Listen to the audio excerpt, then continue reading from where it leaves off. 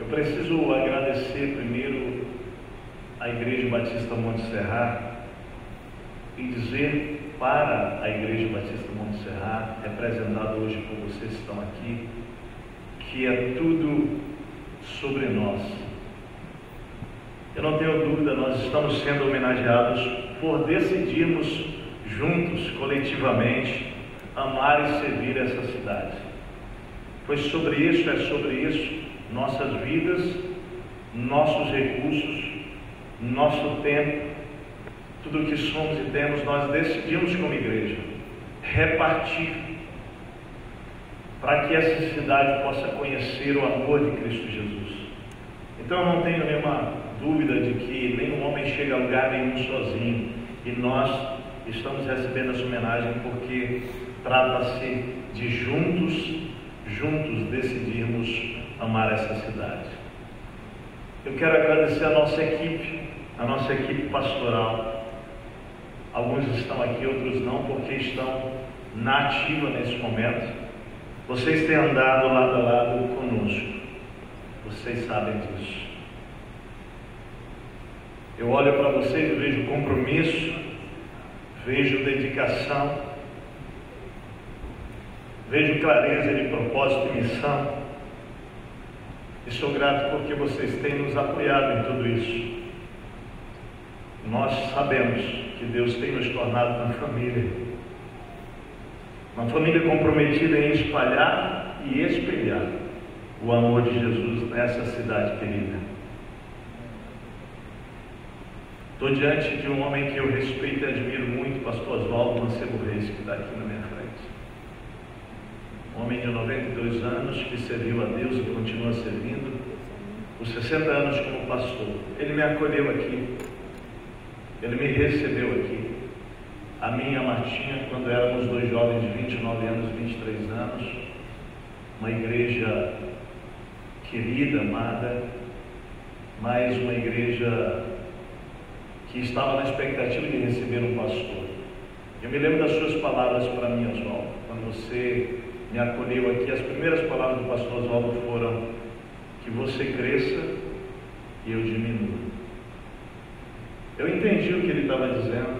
Ele estava dizendo: você é um gurizão que tem muito que aprender e crescer, e eu quero abrir o caminho para isso. Obrigado. Mas aquele gesto me ensinou algo, que de novo é tudo sobre Deus. E a minha oração a partir daquele tempo, Oswaldo, foi que o Senhor me fizesse crescer para a glória dele, mas que cada vez mais eu pudesse trazer pessoas ao meu lado, onde eu pudesse dizer que vocês cresçam e eu diminuo. É isso que eu tenho buscado na minha vida.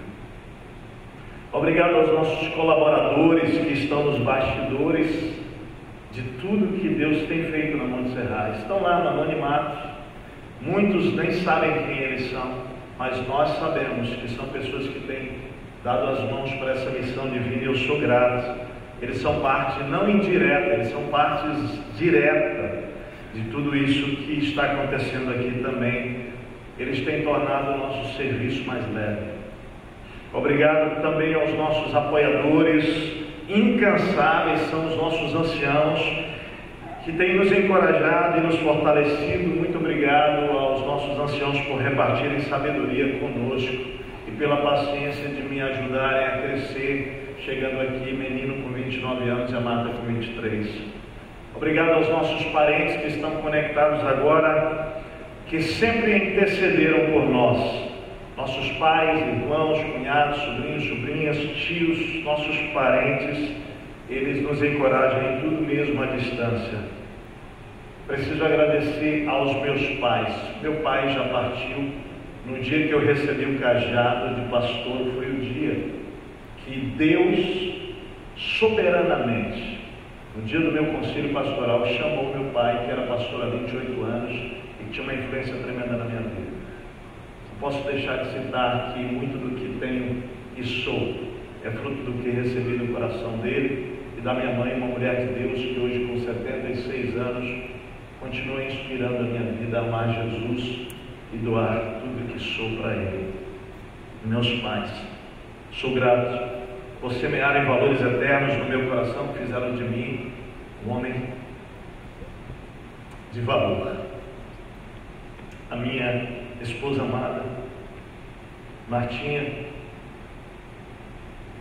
nossas filhas Laila, Radaz, me sinto abençoado por ter uma parceira que escolhe todos os dias viver essa aventura de amor comigo. É uma aventura de amor, é sobre amar. Você me tornou uma pessoa mais completa. Sou grato a Deus. Radaz, nossa caçula, tua mana Laila não está aqui, mas sobre vocês dois, vocês são presentes de Deus para nós. Embelezaram o nosso jardim. Posso até dizer que vocês trouxeram mais perfume. Obrigado por embarcarem conosco nessa aventura de amar o mundo com o amor de Jesus. Cleusa, Maidana, quero citar vocês de uma maneira particular, porque quando a igreja deu uma visão, quando Deus deu uma visão à igreja, de que nós precisávamos, de acordo com Daniel capítulo 9, Daniel capítulo 4, versículo 25, olhar para essa cidade com compaixão e socorrer os necessitados. Isso no ano de 2010. Deus nos fez orar por pessoas que pudessem nos ajudar. Todos que estão aqui, toda a nossa equipe deram as mãos, mas nós precisávamos de pessoas que pudessem navegar nesse cenário com uma consciência e uma maturidade que nos levasse como igreja a fazer na cidade o que Deus havia nos mandado. Obrigado, Maidana e Cleusa, porque vocês cooperaram demais para que a nossa igreja avançasse e pudesse ser para a cidade o que Deus propôs para nós.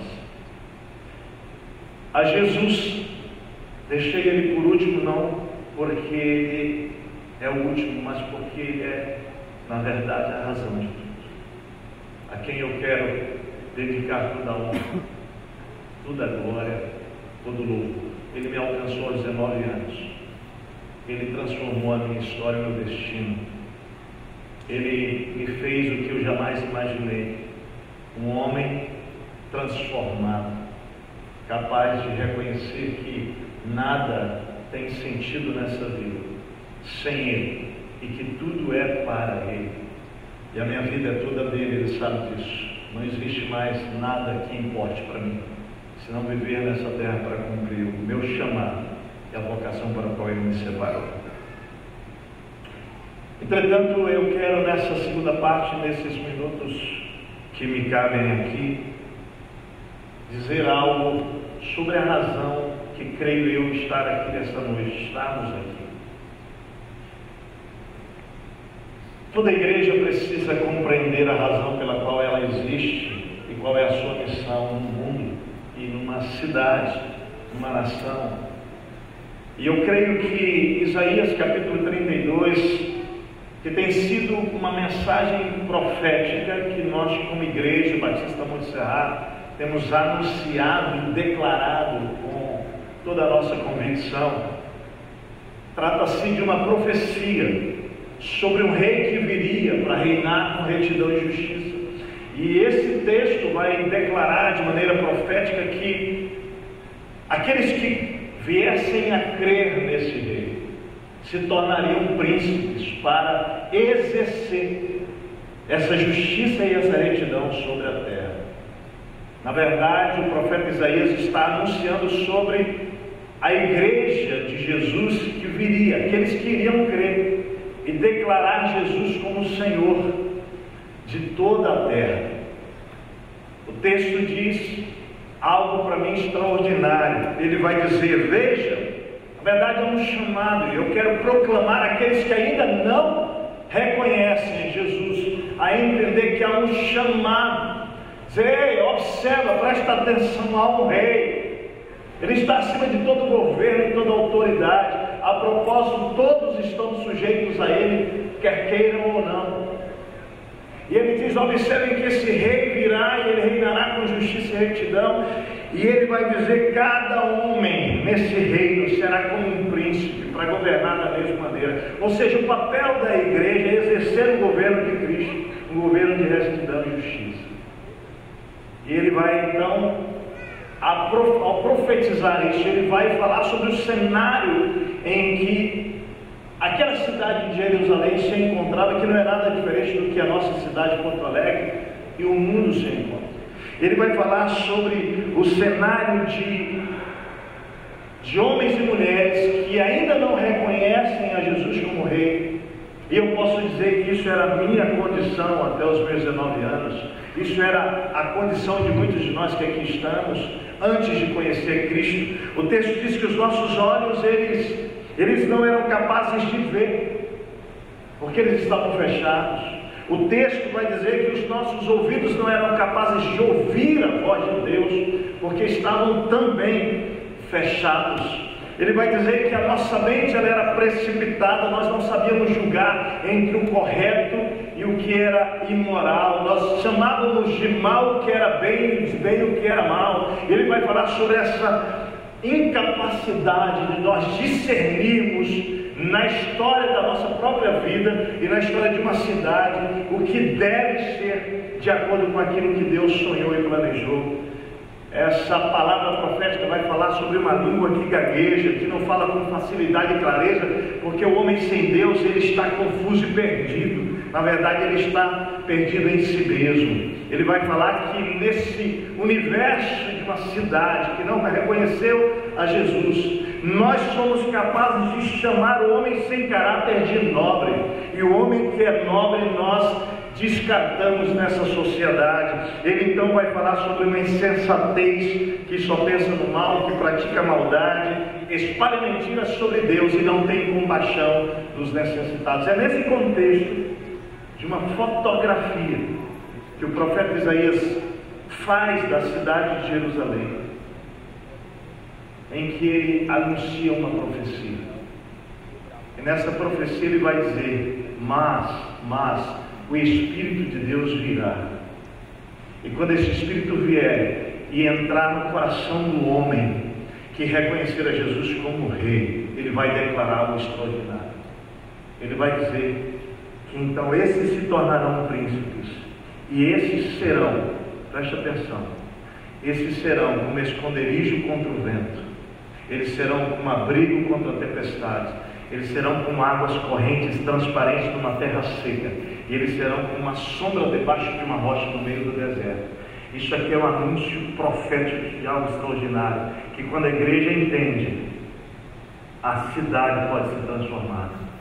O anúncio aqui, uma cidade cansada, uma cidade perdida, uma cidade confusa, uma cidade na sequidão da alma, uma cidade desesperada sem descanso.